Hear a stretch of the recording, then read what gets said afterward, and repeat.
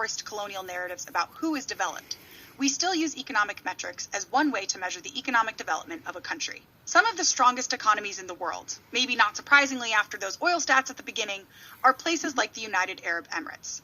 It's one of the top 30 countries for 2020 gross domestic product, or GDP, which measures the monetary value of an economy's final goods and services, and is one way to measure the strength of an economy. The UAE has a free market economy, which we might remember dates back to some of the earliest histories and trade with both India and Mozambique thanks to monsoon migration.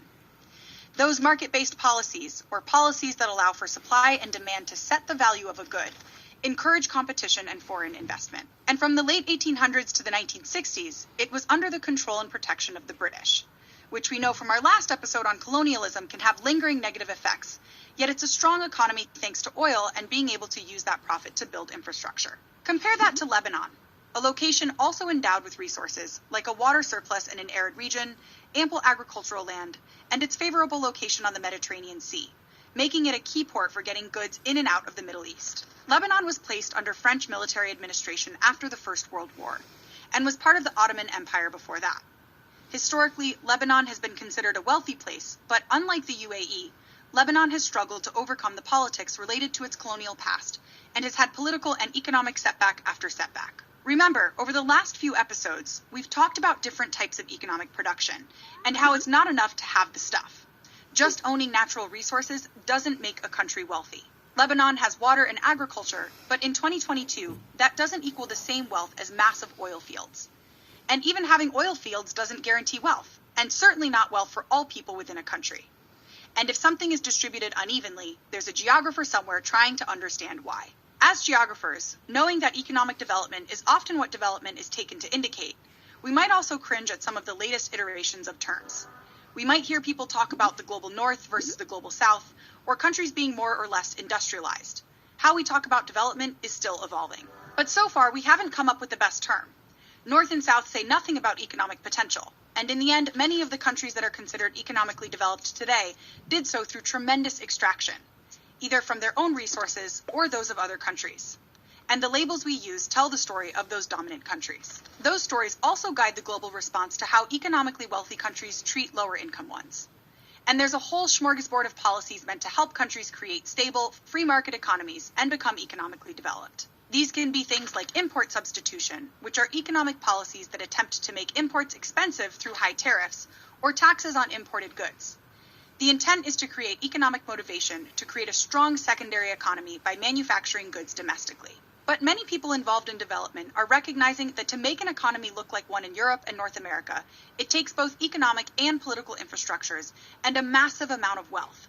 Wealth that those regions built from colonial extraction that then funded their industrial revolutions, which is where the wealth of current low-income countries went in the first place. Instead, now low-income countries who are members of the UN often receive loans to fund these projects from the World Bank, the International Monetary Fund, and other supranational organizations, which mostly function outside of the authority of any one state. But these programs are not always a good fit, because if a country can't pay back what they owe, they default and have to work out a repayment deal, which usually involves restructuring their economy.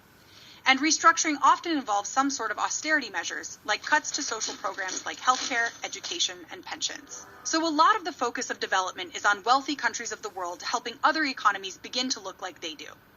And in the process, a lot of those disparities just get reinforced when low-income countries are trapped in debt. But many scholars and leaders have pushed back over time.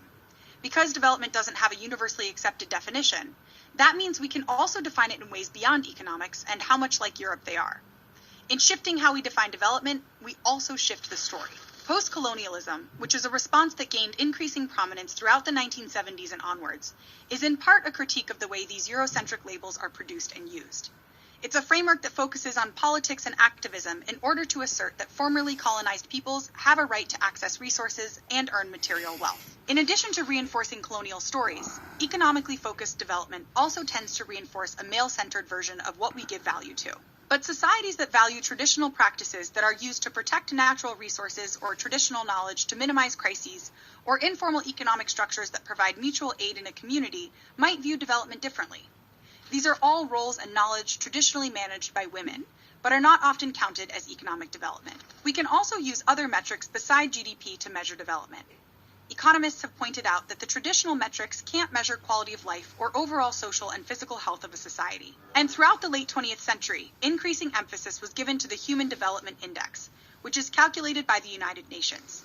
This is a compound index that looks at variables like access to safe water, birth rate, death rate, education, and access to healthcare to determine a country's level of development. For example, in 2019, the UAE had very high access to education and educational infrastructure, which gives it a high HDI score. It also has a high score for things that feed into economic infrastructure, like 100% of the population has access to electricity. But because so much of those metrics rely on funding infrastructure, Lebanon doesn't score quite as high. Another quality of life index is the Gender Inequality Index, which can show income disparity. For the UAE, men and women seem to have equal access to education and healthcare, but women make far less than men on average, and that's a trend throughout the region. But even these human-centered measurements tend to still point to an economic quality of life. There are also metrics for measuring environmental and socioeconomic sustainability, and even happiness. For instance, there's a gross national happiness measurement, which is an annual survey asking people about the overall quality of life they live. But each of these metrics pretty much highlights a single way of thinking and talking about the success of a given country. In the 2020s, development organizations are rethinking how they encourage economic growth in the Middle East and North Africa, a region with a large young population.